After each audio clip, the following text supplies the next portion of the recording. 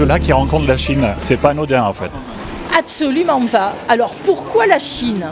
Eh bien parce que la Chine a un rapport avec la châtaigne, dans la mesure où c'est le premier producteur mondial de châtaigne. Personne ne le sait parce que ça reste vraiment quelque chose qui est pour leur pays. Mais quand on va en Chine, dès qu'il fait froid au mois de décembre, il y a tous les coins de rue des gens qui vendent des châtaignes grillées. Donc on s'est dit que bien évidemment la Chine et Isola, il y avait une véritable histoire possible. Donc on a fait quelques préparations pour la rencontre de la Chine et d'Isola. Alors on va commencer par la Chine. Un nougat, sésame, cacahuète dure, qui est très très addictif, donc il ne faut pas commencer. Qui va espérer goûter. Ah ouais, je vois ça. Avec plaisir. Ouais. Vous allez voir, c'est super. J'écoute en même temps. Ensuite, on a ramené de notre voyage en Chine des écorces d'orange confites, mais qui ne sont pas du tout faites comme les nôtres, parce qu'en Chine, dès qu'ils confisent quelque chose, ils y mettent une pointe de sel. Donc ça fait, on a vraiment le goût de l'agrume, de l'orange, mais en même temps, il y a un petit goût salé un peu plus. Lors de notre voyage en Chine au mois de décembre, nous sommes allés au centre de la Chine, dans une ville qui est spécialisée dans le travail de tout ce qui est bijoux en jade. Et dans cette ville, ils ont une spécialité qui est la main de Bouddha confite. Donc la main de Bouddha, vous connaissez, c'est une agrume qui pousse même ici. Il y en a dans le jardin de Raymond à Saint-Laurent-du-Var. Et eux le confisent d'une certaine manière et il devient noir. Mais on a vraiment ce goût sucré. Voilà, que vous allez pouvoir goûter tout à l'heure. On a vraiment ce goût d'agrumes, mais avec une couleur un peu étonnante pour nous. Ensuite, vous allez pouvoir goûter des mochis à la crème de marron. Alors là, on a voulu que vraiment la Chine, l'Asie rencontre Isola avec ce mochi un peu particulier. Habituellement, le mochi, c'est donc une pâte de riz gluant dans laquelle on met soit de la pâte de sésame, soit de la pâte de haricots rouges, de haricots azuki. Eh bien, nous, on a transformé ça en disant, si on peut y mettre de la pâte de haricots rouges, on peut y mettre de la crème de marron. Donc, vous avez quelques mochis à déguster. Et puis après, comme on parle quand même d'Isola, eh bien à Isola, on a fait notre fameux gâteau à la crème de marron qui est sans gluten puisqu'il n'y a pas du tout de farine et où il y a uniquement de la crème de marron allégée en sucre, du beurre et des œufs. Donc extrêmement facile. Et puis vous allez aussi pouvoir goûter nos fameux biscuits à la farine de châtaigne qui sont très connus. Donc on vous a mis quelques petites dégustations de tout ça.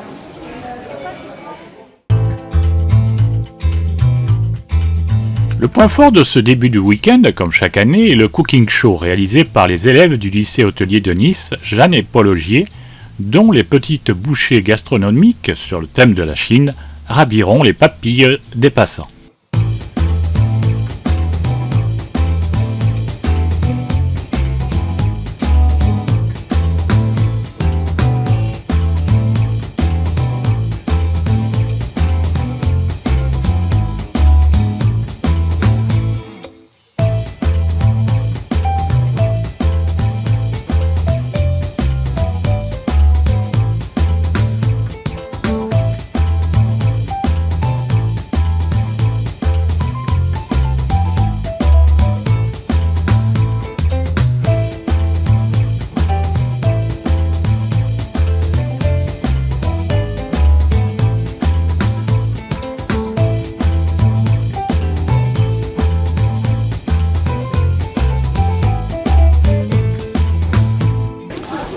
Chef, alors de retour à Isola 2000 pour d'autres saveurs de montagne. Et là, on part vers l'Empire du Milieu.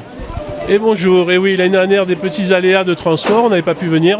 Cette année, donc, les sommets chinois à la rencontre d'Isola 2000 sur notre prestation avec donc la mention traiteur du lycée Jeanne et Paul Augier qui a fait des petites préparations en show cooking sur les saveurs asiatiques, un petit peu customisées à l'occidental, mais on est resté quand même sur des bases chinoises. Donc on a sur le premier atelier une petite brioche vapeur garnie de choux, champignons noirs et tofu. On a ensuite, on verra un peu de l'extérieur, on a une petite verrine avec un bouillon citronnelle, gingembre, des petites crevettes marinées. On a un ravioli vapeur garni de cochon mariné. un petit cochon aux épices piment doux frit et on a un magret de canard laqué. Voilà, on a essayé d'associer vraiment les saveurs des sommets de Chine avec nos saveurs à nous pour faire quelque chose de sympa et dans la thématique.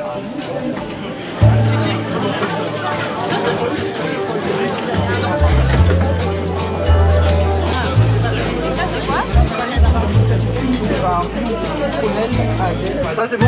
C'est typiquement chinois. C'est quoi? La main de Bouddha, c'est un agrume en forme de main.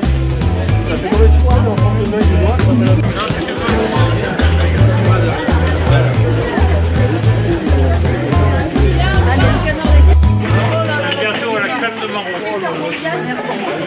Alors, Madame le maire, ses impressions? C'est fabuleux. On est vraiment fan de ce cooking show. Ça fait plusieurs années qu'on réitère le partenariat entre la commune et le lycée hôtelier de Nice, le lycée Paul Augier. Et on a la fan, nos bénévoles qui viennent mettre en valeur les produits d'Isola. Et aujourd'hui, c'est mélangé aux saveurs de la Chine. Ils ont fait un travail formidable. Vraiment, on a des saveurs exceptionnelles. Et donc, ça va continuer l'année prochaine? Oui, bien sûr, il n'y a aucune raison que ça s'arrête. En tout cas, c'est quelque chose qui plaît beaucoup aux gens, ce petit cooking show. Ils viennent, ils font quelques pistes de ski, ils viennent prendre une petite bouchée de produits isoliens et chinois et puis ils repartent sur les pistes ou ils repartent déjeuner au restaurant. Et voilà, ils sont vraiment très contents. On rencontre que des gens qui ont le sourire et qui sont contents de voir les produits travailler différemment. Merci. Virginie, alors on en est à la 3e édition.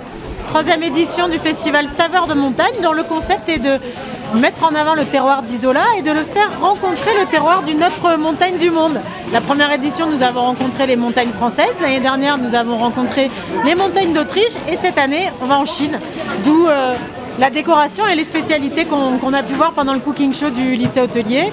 Et les spécialités réalisées par l'AFA également. C'était vraiment ça l'idée, c'est de proposer un voyage des papilles, un voyage gustatif entre notre terroir, parce qu'Isola a un vrai terroir, une vraie gastronomie, et aller voir un peu ce qui se passe dans les montagnes ailleurs dans le monde. En plus, c'est pas que gastronomie cette année, il y a pas mal d'activités culturelles. Exactement, la Chine, il y a une identité tellement forte qu'on s'est dit que c'était l'occasion de faire découvrir des saveurs chinoises, mais aussi la culture chinoise. Donc on a tout l'après-midi l'association Confucius qui vient nous faire découvrir la calligraphie chinoise, les estampes chinoises, la peinture en sucre, la cérémonie du thé. Et puis là, vous allez le voir dans quelques minutes, on va avoir la danse du dragon et du lion. On fait vraiment vivre la culture chinoise ici, sur la neige, sous les flocons. Et c'est vraiment un mariage étonnant, mais un mariage intéressant. La danse du dragon est une danse traditionnelle chinoise qui met en scène le dragon oriental, symbole du bonheur et de la prospérité. Comme la danse du lion, elle est le plus souvent pratiquée lors de fêtes, comme le Nouvel An chinois.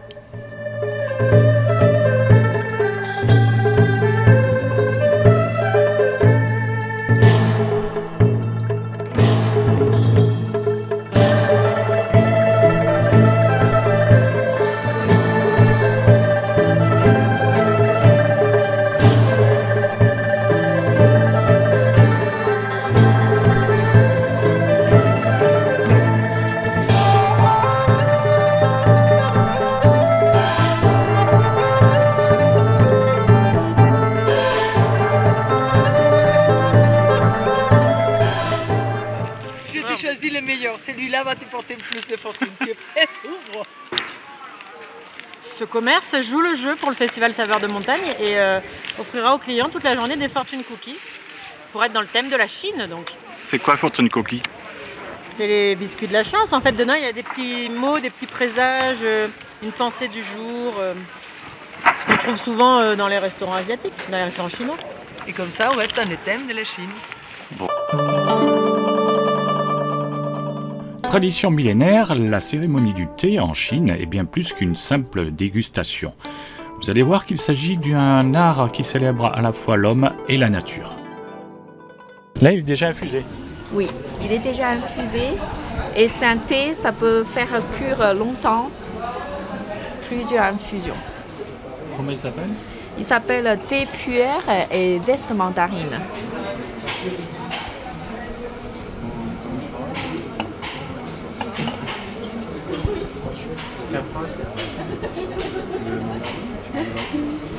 Celles-là, c'est des infusions, on appelle anti-stress parce qu'il y a plusieurs fleurs à l'intérieur. Il y a le jasmin, chrysanthème, lys. Vous voulez celui-là pour goûter?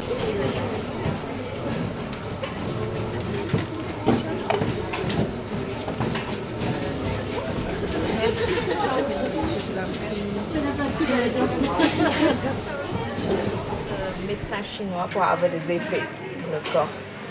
Donc on ne rajoute jamais de sucre ou de miel quand on boit juste. Donc là je vais préparer un thé oolong de caractère. C'est assez torréfié. Ça s'appelle rougui. En traduction c'est cannelle. Son couleur c'est comme ça, le thé sec, ça ressemble comme ça.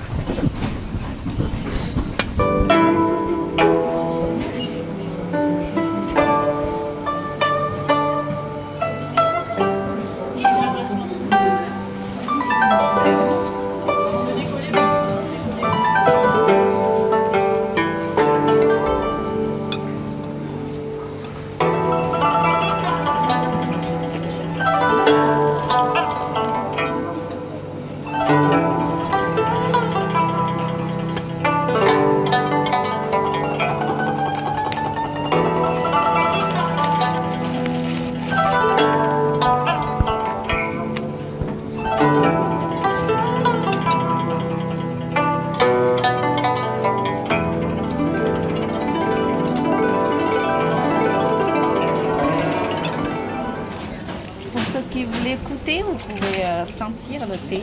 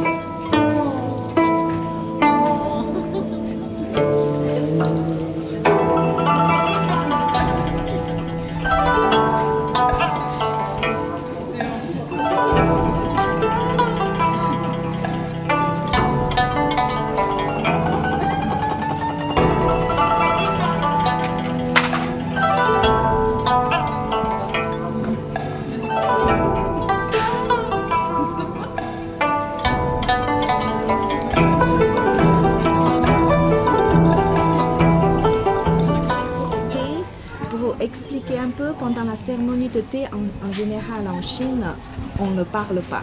Donc on a beaucoup de gestes pour exprimer pourquoi je le fais comme ça.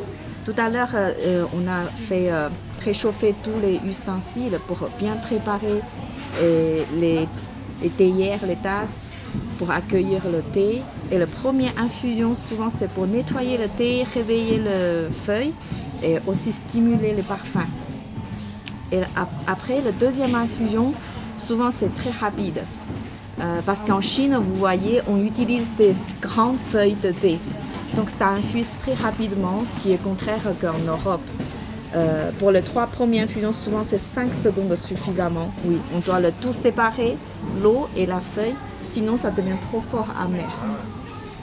Et après, on verse le thé dans les petites tasses pour déguster. Donc là, on est nombreux, on va utiliser des tasses unitaires pour vous. En général, le thé oolong, on peut faire 5 à 7 fois infusion comme ça. Pour la cérémonie de thé, on utilise ça, le Kung Fu Cha Gai Wan. C'est aussi, parler de ça, le théière, c'est aussi une philosophie, conception chinoise.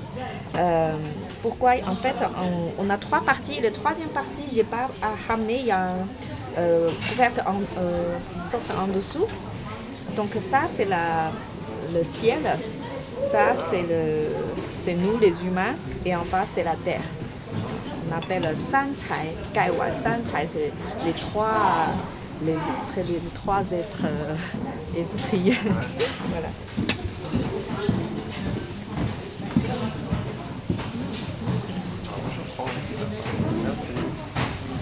Infuser plus longtemps.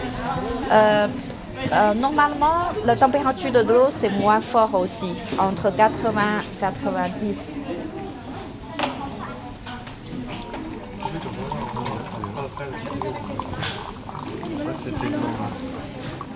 Donc vous voyez la couleur, c'est différent comparé au thé oolong parce que c'est un thé très légèrement fermenté. C'est comme le thé vert, c'est comme une plante fraîche. Il y a beaucoup de théine à l'intérieur. Le thé blanc, il est moins amer que le thé vert, donc ça apprécie beaucoup. Je peux mettre sur le métal.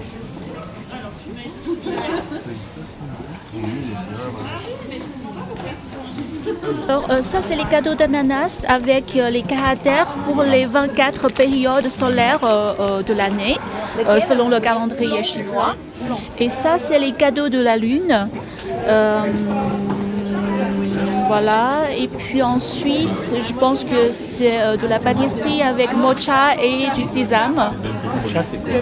Mocha, c'est une sorte de thé. On va dire, oui, une sorte de thé très ancien. Mais aussi, vous pouvez trouver dans les pâtisseries japonaises. Enfin, c'est souvent utilisé dans les pâtisseries japonaises. Voilà. Et puis ça aussi, c'est une sorte de pâtisserie, oui, de dessert avec mocha. Et là, c'est avec du thé noir et de la rose. D'accord. C'est tout le temps aussi copieux le thé en Chine? Oui, il y a beaucoup de thé, il y a toutes sortes de thé en Chine. Et tous ces gâteaux, c'est ce qu'on a commandé près de la pâtisserie chez Panda à Nice. Oui. Donc c'est une pâtisserie qui fabrique à la main des desserts chinois traditionnels.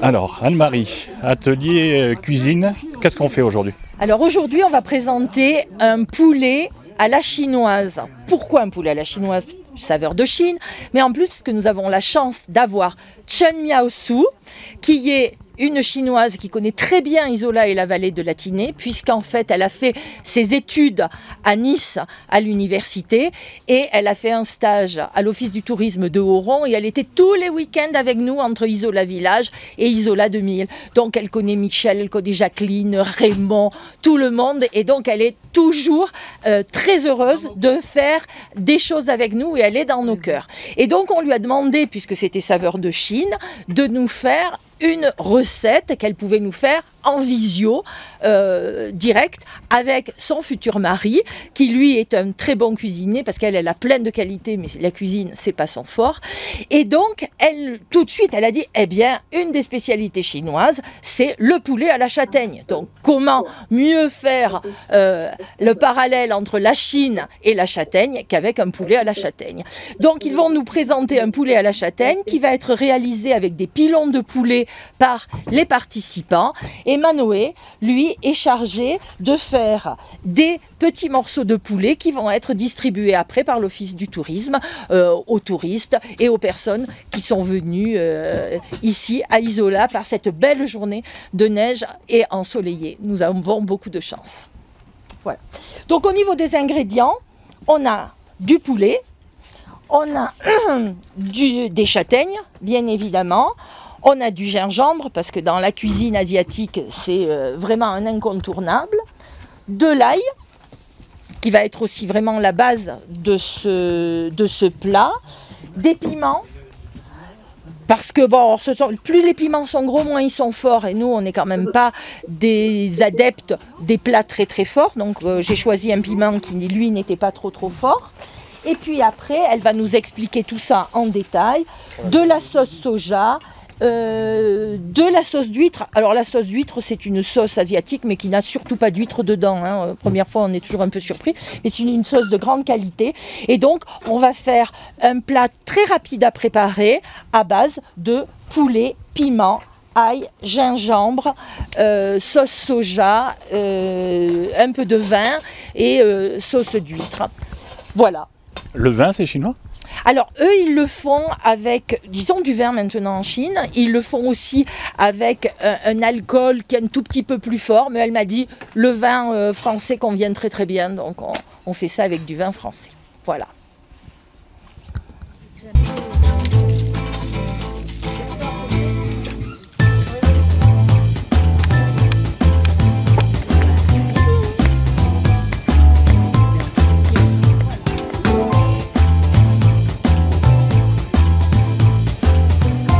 je vais préparer le riz qui va nous servir d'accompagnement. Donc à la chinoise, c'est-à-dire même volume de riz que d'eau, tout simplement. Là, on va rajouter l'ail, le piment et la sauce d'huître, la sauce soja, le sucre, le vin blanc. C'est elle qui va nous donner l'ordre. Vas-y. Pour moi là-bas.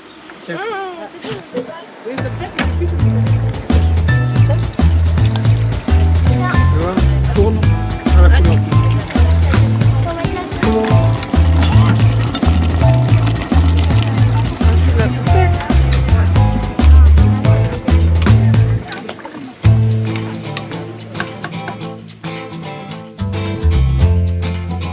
Le plat terminé, place à la dégustation au bord des pistes de la station.